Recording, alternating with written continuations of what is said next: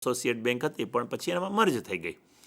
પછી એવી જ રીતે state bank of Maharashtra, state bank of Patiala, state bank of Karur, તો આવી રીતે જુદી જુદા વિસ્તારની અંદર સ્ટેટ બેંકની એસોસિએટ બેંક્સ છે, એ પણ પબ્લિક સેક્ટરની બેંક છે.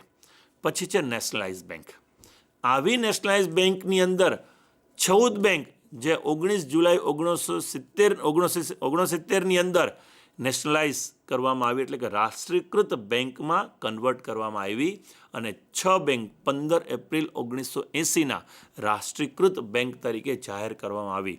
આવી જે રાષ્ટ્રીયકૃત બેંક છે, એટલે કે આપણે પંજાબ નેશનલ બેંક નામ આપી શકીએ, આપણે દેના બેંક નામ આપી શકીએ, બેંક ઓફ બરોડા નામ આપી શકીએ. તો આ જે બધી જ બેંકો છે, બેંક ઓફ ઇન્ડિયાનું નામ આપી શકાય. તો આ બધી બેંકો છે એ રાષ્ટ્રીયકૃત બેંકોની શ્રેણીમાં આવે છે, જે પબ્લિક સેક્ટરની બેંક છે. પછી આવે છે રિજનલ રૂરલ બેંક. વિસ્તાર વાઇઝ જે બેંક્સ રૂરલ બેંક્સનું કામ કરે છે, એ રૂરલ બેંકોનો પણ સમાવેશ પબ્લિક સેક્ટરની બેંકની અંદર થઈ શકે છે. દાખલા તરીકે સૌરાષ્ટ્રમાં જઈએ તો સૌરાષ્ટ્ર ગ્રામીણ બેંક છે. તો સૌરાષ્ટ્ર ગ્રામીણ બેંક છે એ પબ્લિક સેક્ટરની બેંક છે, જાહેર ક્ષેત્રની બેંક છે, જેનું સંચાલન સીધું જાહેર ક્ષેત્ર દ્વારા અને સરકારના નીતિ નિયમો પ્રમાણે નેજા હેઠળ કરવામાં આવે છે. તો કોમર્શિયલ બેંક્સ છે એમાં પહેલો ભાગ પડે છે પબ્લિક સેક્ટર બેંક. બીજો ભાગ પડે છે private sector bank. Private sector બેંકની અંદર ફોરેન બેંક્સ, જે વિદેશની બેંકો આપણા દેશમાં છે, HSBC છે, વિદેશની બેંક આપણા દેશમાં કામ કરે છે. તો આવી વિદેશી બેંકોનો સમાવેશ પ્રાઇવેટ સેક્ટરમાં થાય છે. અધર ઇન્ડિયન બેંક્સ, બીજી જે પ્રાઇવેટ બેંક્સ છે તેનો પણ સમાવેશ. પછી ICICI હોય, HDFC હોય, લક્ષ્મી વિલાસ બેંક હોય, કરુણ વૈશ્ય બેંક હોય, આવી જે બેંકો છે, IDBI બેંક છે, આ બધી જ અન્ય ઇન્ડિયન બેંક્સ છે જે પ્રાઇવેટ સેક્ટરની બેંક કહેવાય છે, પણ એ ફોરેન બેંક્સની કેટેગરીમાં નથી આવતી, એ ભારતીય પ્રાઇવેટ બેંકની કેટેગરીમાં આવે છે. અને એના સિવાય નોન શેડ્યુલ બેંક્સ, એ નોન શેડ્યુલ બેંકનો પણ સમાવેશ આની અંદર પ્રાઇવેટ સેક્ટરમાં કરવામાં આવે છે. પછી એમાં કોઓપરેટિવ બેંકનો પણ સમાવેશ થઈ જતો હોય છે. તો આવી રીતે જે કોમર્શિયલ બેંક, જે સ્ટ્રક્ચર ઓફ ફાઇનાન્શિયલ ઇન્સ્ટિટ્યુશન છે, એનો જે પહેલો ભાગ છે એ છે કોમર્શિયલ બેંક્સ. અને આવા કોમર્શિયલ બેંકના બે પ્રકાર, એટલે કે પબ્લિક સેક્ટરની બેંકો અને પ્રાઇવેટ સેક્ટરની બેંકોનો સમાવેશ થાય છે. નેક્સ્ટ સ્લાઇડમાં આપણે વિદ્યાર્થી મિત્રો જોઈએ કે નેક્સ્ટ સ્લાઇડમાં કોઓપરેટિવ સોસાયટીઝ. કોઓપરેટિવ સોસાયટીઝ છે એ ફાઇનાન્શિયલ ઇન્સ્ટિટ્યુશનનો બીજો ભાગ છે. પહેલાં બેંકો જોઈ લીધું આપણે, કોમર્શિયલ બેંકો. હવે કોઓપરેટિવ સોસાયટીઝ. કોઓપરેટિવ સોસાયટીઝને પણ મુખ્ય બે ભાગમાં વિભાજિત કરવામાં આવે છે. પહેલું છે સ્ટેટ કોઓપરેટિવ બેંક્સ, એટલે કે રાજ્યવાર જે કોઓપરેટિવ બેંક્સ છે એનો સમાવેશ કરવામાં આવે છે. ફોર એક્ઝામ્પલ, ગુજરાતની અંદર જોઈએ તો ગુજરાત મર્કેન્ટાઇલ બેંકનો સમાવેશ કરી શકાય છે, રાજકોટ નાગરિક સહકારી બેંકનો સમાવેશ કરી શકાય છે, જિલ્લાવાર નાગરિક સહકારી બેંકો પણ ઘણી બધી ચાલે છે. તો આવી જે કોઓપરેટિવ બેંક છે એ સૌથી પહેલો સ્ટેટ લેવલની છે, એનો ભાગ પડે છે. બીજો ભાગ છે સ્ટેટ લેન્ડ ડેવલપમેન્ટ બેંક, એટલે કે રાજ્ય જમીન વિકાસ બેંક. એટલે કે દેશની અંદર જે કૃષિ સાથે જોડાયેલી બેંકો છે એને રાજ્ય લેન્ડ ડેવલપમેન્ટ બેંક કહેવામાં આવે છે. સ્ટેટ કોઓપરેટિવ બેંક્સની અંદર સેન્ટ્રલ કોઓપરેટિવ બેંક્સ, અને એના પણ બે ભાગ પડે છે, પ્રાઇમરી એગ્રીકલ્ચર ક્રેડિટ સોસાયટીઝ અને પ્રાઇમરી અર્બન કોઓપરેટિવ બેંક્સ. અને પ્રાઇમરી એગ્રીકલ્ચર ક્રેડિટ સોસાયટી પણ નો પણ એક બ્રાન્ચ છે, એ છે ફાર્મર સર્વિસ સોસાયટી. એટલે કે જે કોઓપરેટિવ સોસાયટી છે, એવી કોઓપરેટિવ બેંક્સ છે એ જુદા જુદા ક્ષેત્રની અંદર જુદા જુદા નામે અહીં પ્રવર્તમાન છે. અને સ્ટેટ લેન્ડ ડેવલપમેન્ટ બેંક છે એનો ભાગ પડે છે central land development bank, primary land development bank. એ રીતે જે સ્ટ્રક્ચર છે ફાઇનાન્શિયલ ઇન્સ્ટિટ્યુશન્સનું ઇન્ડિયાની અંદર, એમાં જે પહેલો ભાગ હતો એ હતો કોમર્શિયલ બેંક્સ. એને બે ભાગમાં વિભાજિત કરી હતી, પબ્લિક સેક્ટરની બેંક્સ અને પ્રાઇવેટ સેક્ટરની બેંક. બીજો જે ભાગ છે એ છે આ સ્ક્રીન ઉપર જોઈ રહ્યા છે આપણે, કોઓપરેટિવ સોસાયટીઝ.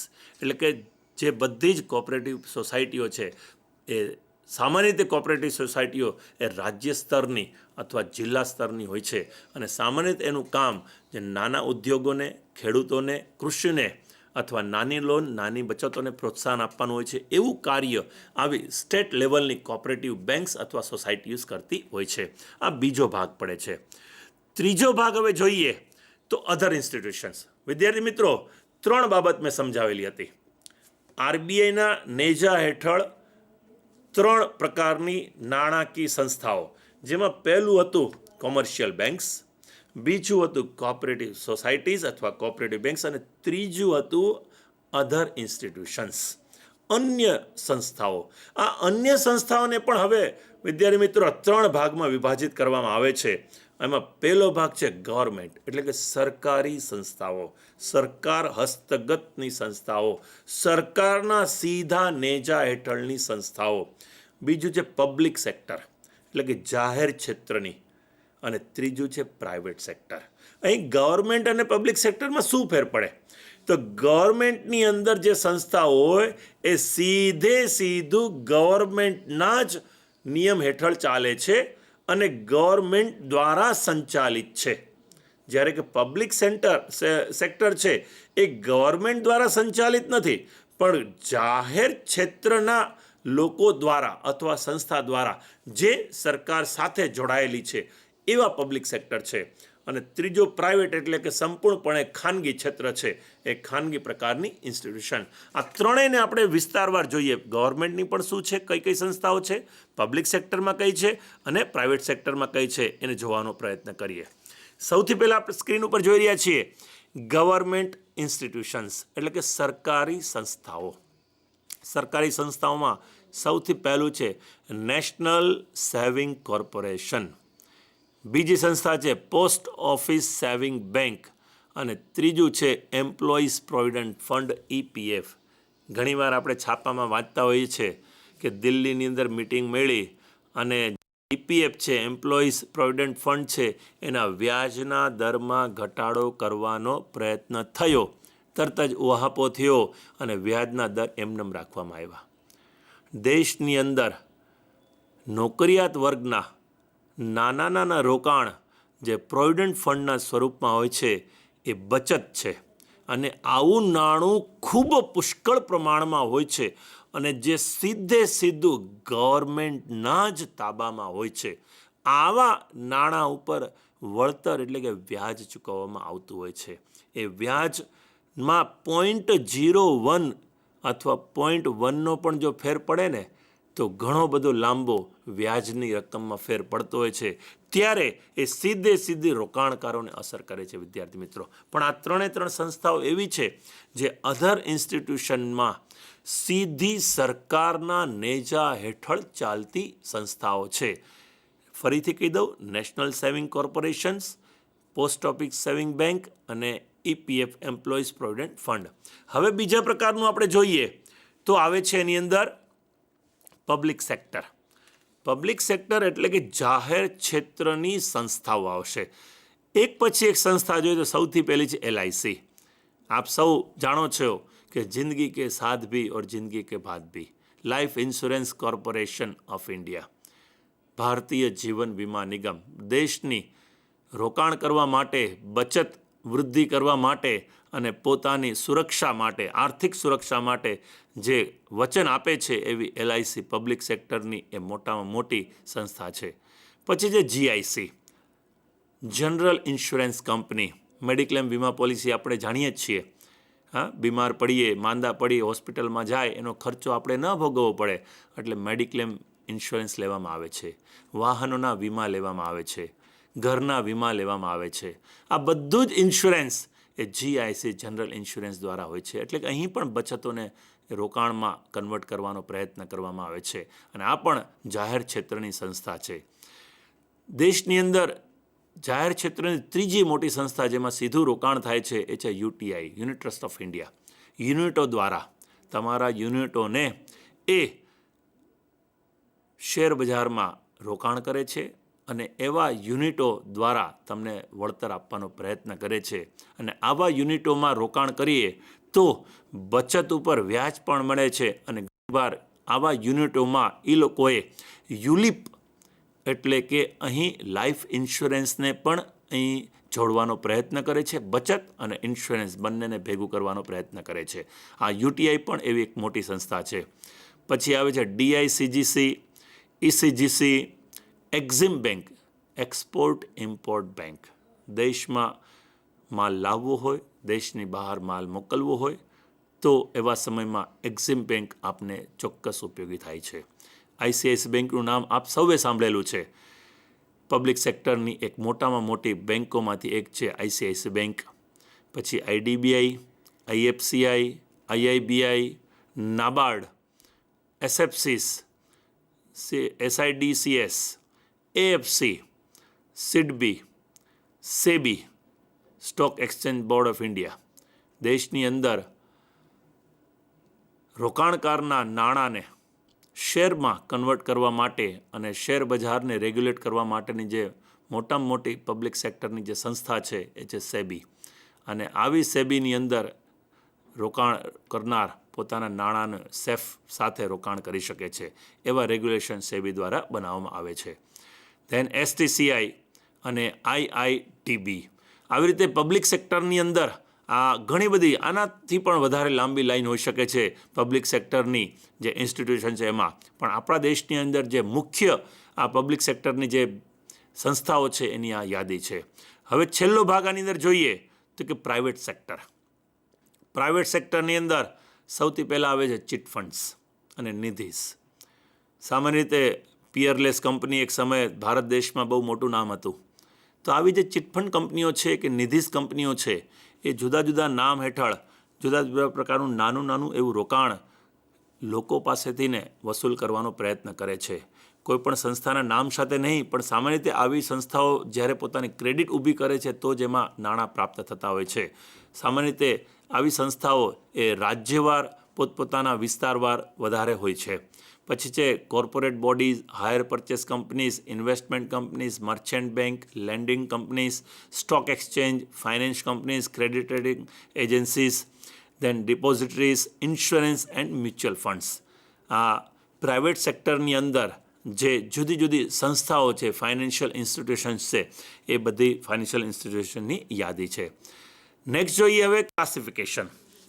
વિદ્યાર્થી મિત્રો, ફાઇનાન્શિયલ ઇન્સ્ટિટ્યુશન્સ ઇન ઇન્ડિયા છે એની અંદર એના ક્લાસિફિકેશન હમણાં સુધી આપણે 3 ભાગ જોયા. ફાઇનાન્શિયલ ઇન્સ્ટિટ્યુશનની અંદર એના 3 ભાગ જોયા. આરબીઆઈના નેજા હેઠળ, જે સીધા નેજા હેઠળ 3 ભાગ રીતે કામ કરે છે. જેમાં સૌથી પહેલો ભાગ જોઈએ તો આપણે કોમર્શિયલ બેંકનો. કોમર્શિયલ બેંકને 2 ભાગમાં વિભાજિત કરવામાં આવેલું હતું અને એમાંથી એક ભાગ હતો પ્રાઇવેટ સેક્ટરની બેંક અને બીજું હતું પબ્લિક સેક્ટરની બેંક. પછી એની અંદર આવેલું હતું કોઓપરેટિવ બોડીઝ. એ કોઓપરેટિવ બોડીઝની અંદર કોઓપરેટિવ બેંકનો પણ સમાવેશ થઈ જતો, કોઓપરેટિવ સોસાયટીઝનો પણ સમાવેશ થઈ જતો. નાની અને મોટી એ લોકો દ્વારા બનાવવામાં આવેલી કોઓપરેટિવ બેંક્સ અને સોસાયટીનો સમાવેશ બીજા ભાગમાં થતો. અને જે ત્રીજો ભાગ હતો એ ત્રીજો ભાગ હતો અધર ઇન્સ્ટિટ્યુશન્સ. અને અધર ઇન્સ્ટિટ્યુશન્સ છે એને 3 ભાગમાં વિભાજિત કરવામાં આવેલું હતું: ગવર્મેન્ટ સંચાલિત, પબ્લિક સેક્ટર અને પ્રાઇવેટ સેક્ટર. પણ હવે આ જે નાણાકીય સંસ્થાઓ છે એને બીજી રીતે ક્લાસિફિકેશન કરીએ તો એક રેગ્યુલેટરી ઇન્સ્ટિટ્યુશન, જે સંસ્થાઓ દેશની નાણાકીય બાબતોના નિયમન ઘડે છે અને ચોક્કસ પ્રકારની નાણાકીય સંસ્થાઓ ઉપર ધ્યાન રાખે છે, એને રેગ્યુલેટ કરે છે, એવી રેગ્યુલેટરી બોડીઝ, જેને રેગ્યુલેટરી ઇન્સ્ટિટ્યુશન કહેવાય છે. અને એવી નાણાકીય સંસ્થાઓ જે ઇન્ટરમિડિયેટરીઝ છે. ઇન્ટરમિડિયેટરીઝ એટલે કે મધ્યસ્થી. કોના વચ્ચે મધ્યસ્થી મિત્રો? તો મારા અને તમારા વચ્ચે. તમારે બચત કરવી છે, મારે લોન લેવી છે, તો આપણે એકબીજાને ડાયરેક્ટ નથી આપતા, પણ મધ્યસ્થી એક વચમાં હોય છે સંસ્થા, જેને નાણાકીય સંસ્થાનું નામ આપવામાં આવે છે. પછી બેંક હોઈ શકે છે, પછી કોઓપરેટિવ સોસાયટી હોઈ શકે છે, કે એ અન્ય કોઈ પણ પ્રકારની નાણાકીય સંસ્થા હોઈ શકે છે. એ મધ્યસ્થી છે, ઇન્ટરમિડિયેટરીઝ. પણ આ ઇન્ટરમિડિયેટરીઝે નાણાં તમારી પાસેથી ઉઘરાવવા અને મને આપવા માટે કંઈક નિયમોનું પાલન કરવું પડશે. અને આ નિયમ કોણ બનાવશે? તો આ રેગ્યુલેટરી ઇન્સ્ટિટ્યુશન્સ એ નિયમ બનાવશે. અને આ નિયમનું પાલન આ બધી જ મધ્યસ્થી સંસ્થાઓએ કરવું પડશે. આવી આપણા દેશની નિયમનકારી જે સંસ્થાઓ છે એમાં સૌથી પહેલું છે રિઝર્વ બેંક ઓફ ઇન્ડિયા, જે જુદા જુદા પ્રકારની નાણાકીય સંસ્થાઓના સંચાલન માટેના નિયમો બનાવે છે. બીજું છે SEBI, stock exchange board of India, જે શેર બજારના નાણાંનું રોકાણ કરવા માટેનો એ જુદા જુદા પ્રકારના નિયમો બનાવે છે. ત્રીજું છે CBDT, central board of direct taxes, એટલે કે સીબીડીટી દેશના આવકવેરાની અંદર દેશના જુદા જુદા પ્રકારના વેરાઓ ઉઘરાવવા માટેના નિયમન બનાવે છે. અને ચોથું છે central board of excise and custom, દેશમાં બહારથી જે માલ આવે છે આવા માલ માટે એક્સાઇઝ અને કસ્ટમ માટેના નિયમો જે બનાવે છે તે આ રેગ્યુલેટરી ઇન્સ્ટિટ્યુશન્સ છે. તો આવી રીતે ચારે ચારનો નિયમન જુદો જુદો છે. આરબીઆઈનો કાર્યક્ષેત્ર જુદું છે, સેબીનું કાર્યક્ષેત્ર વિદ્યાર્થી મિત્રો જુદું છે, સીબીડીટીનું કાર્યક્ષેત્ર જુદું છે અને central board of excise and કસ્ટમનું કાર્યક્ષેત્ર પણ જુદું છે. અને હવે આપણે જોઈએ ઇન્ટરમિડિયેટરીઝ, તો ફરીથી નામ એને જ આવશે, થોડાક એકાદ બે જુદા હશે. મેં હમણાં આપને અગાઉ જ કીધું કે એક લાંબી યાદી હોઈ શકે છે અને લાંબી યાદીમાંથી અમુક નામ મેં લખેલા પણ છે અને અમુક નામ નહીં પણ લખેલા હોય, પણ જે પણ સંસ્થા નાણાકીય વહીવટ કરે છે બધી નાણાકીય સંસ્થાઓમાં સમાવેશ થાય છે. અહીં જે મધ્યસ્થીઓ છે એ મધ્યસ્થીઓમાં પણ યાદી ઘણી બધી ટૂંકી છે. એ યાદીને હજી ઘણી બધી લાંબી કરી શકાય છે. એને માત્ર આપણે વાંચી લઈએ તો UTI, STCI, IDBI, IIBI, Exim bank, SIDBI, NABARD, LIC, GIC, SCICI, હુડકો અને એનએચબી, નેશનલ હાઉસિંગ બેંક. જો તમને ઘર બનાવવું છે તો એવા સમયમાં એનએચબી પાસેથી લોન લઈ શકો છો. જો તમારે ઘર બનાવવું છે તો હુડકો પાસેથી તમે લોન લઈ શકો છો. જો તમારે ઘર બનાવવું છે તો એલઆઈસીની એક સ્પેશિયલ બ્રાન્ચ છે અને એમાંથી હોમ લોન પ્રાપ્ત કરી શકાય છે. એસબીઆઈની અંદર હોમ લોન પ્રાપ્ત કરી શકાય છે. તો આવી રીતે જુદી જુદી પ્રકારની જે નાણાકીય સંસ્થાઓ છે એ નાણાકીય સંસ્થાઓ મધ્યસ્થી કહેવાય છે. અને આવી મધ્યસ્થી જે સંસ્થાઓ છે એણે કયા નિયમ પ્રમાણે કાર્ય કરવાનું, તો એણે આરબીઆઈના નિયમ પ્રમાણે કાર્ય કરવાનું. આરબીઆઈ છે રેગ્યુલેટરી બોડી છે. એણે કોના નિયમ પ્રમાણે કાર્ય કરવાનું, તો કે એણે સેબીના નિયમ પ્રમાણે કાર્ય કરવાનું. જો તમારે સ્ટોક એક્સચેન્જ ખોલવું હોય, જો તમારે શેરની ખરીદ વેચાણનું એક દુકાન ચાલુ કરવી હોય, તો એવા સમયની અંદર તમારે સેબીના નિયમનું પાલન કરવું પડશે. તમારે સીબીડીટીના નિયમોનું પાલન કરવું પડશે. જો સ્ટોક એક્સચેન્જ, જો તમારે